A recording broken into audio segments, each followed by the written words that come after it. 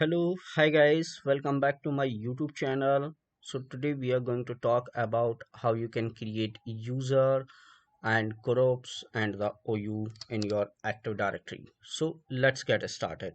Now let me go to the Active Directory. So let it open. So here you see is the Active Directory is opened and now I click my domain. It's a once.com and all these hierarchy created by automatically when we install the AD. So still I have not configured anything here. And now the first step, let's learn about how you can create a OU. So now right click on this domain, go to the new, and here is a OU organization unit. So let's call something it's Delhi location and yeah, just create it. So this is the option here, like protect container from the accidental delete. So what does it mean? Like by mistakenly if you right click and select the delete, so it will not allow to delete you. So let me show you the practically both things. So now I created this OU. If you are deleting it, it it will not delete actually. So it will give you the error. You don't have the sufficient privileges to delete this. The object is protected from the accidental detection deletion. So you cannot delete that OU. So if you want to delete it, you need to go to this view, go to the advanced feature, go to your the Delhi group, go to the property, and now here you can go to the objects, and here is the option that's called a protect object from the accidental. So if you uncheck it and you if apply it, click OK or apply it. If now you are deleting this will delete. So that's the meaning for your protection. So let me create again. Let me create again this OU. So that is let me go with the Delhi, and here inside if you want like can want to create a your computer group. So COMPUT computers. Let me create a OU for the computers. Let me create a OU for uh users. So all these user Delhi location users will be located here. So that's how we can create a OU here, and you can manage it. So if you want inside this under the user, so you can create, right click and you can create it that users will go inside the users. So you can create a multiple hierarchy for the group. Now let me show you how you can create a group. So suppose I need a user here, so let me go and right click on the users and give a name that is like a test one. I am going to create it, and it's like a test hyphen one, and now go to the next. And this is the domain, only the one domain I have. I will show you how the multiple domain can shows here.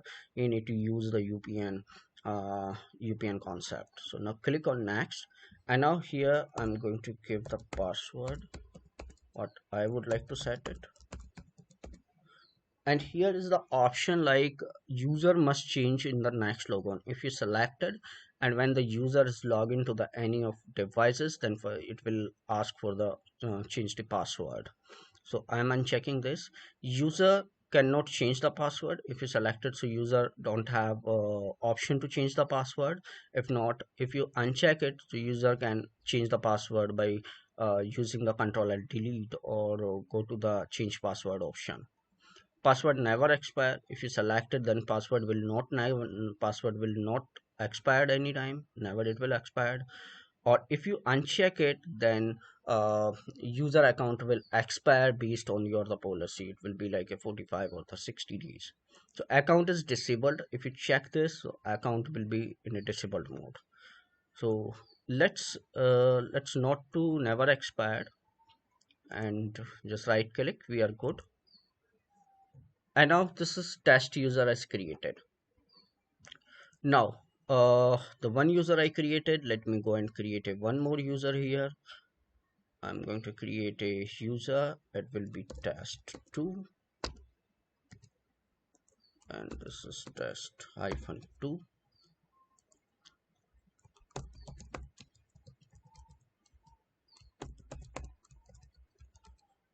So now let me uncheck password never expired. So I created it two users. Why I created, so I can show you the scenario how you can create a group.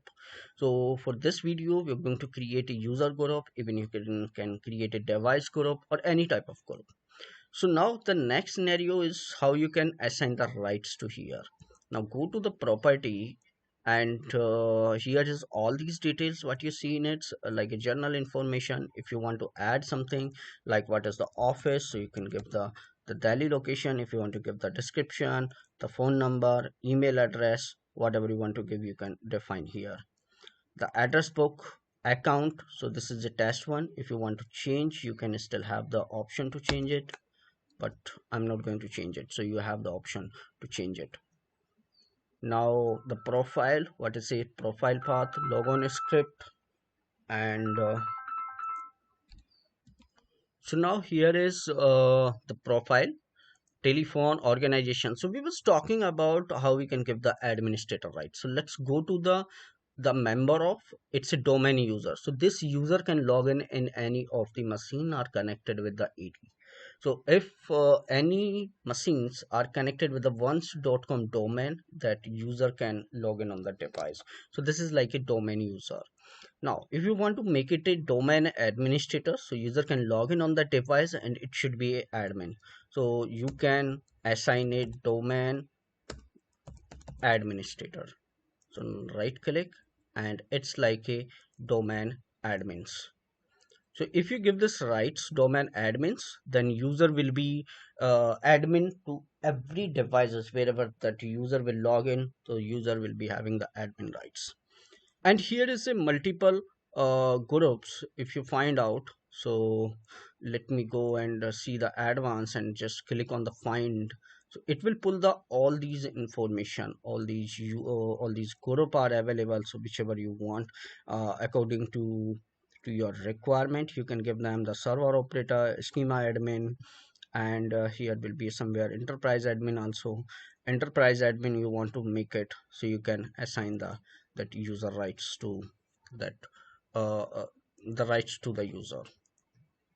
So now if I applied, then user will be, this particular user will be having a rights for your domain admin and the enterprise admin as well. If you want to make it a schema admin, you can just do that. Now is the next scenario is how you can create a group. So now here go under the user, right click and create a user group. So here I'm going to create anything like Delhi users group. I'm going to create it. So this is a OU, this is not a group, but this is what I create a user group. So here it's mentioned like a type security group, it's a global. Now whichever user you want to make it part of it, just go here and add under the member of. So now here let me search the user test, and let's try for one.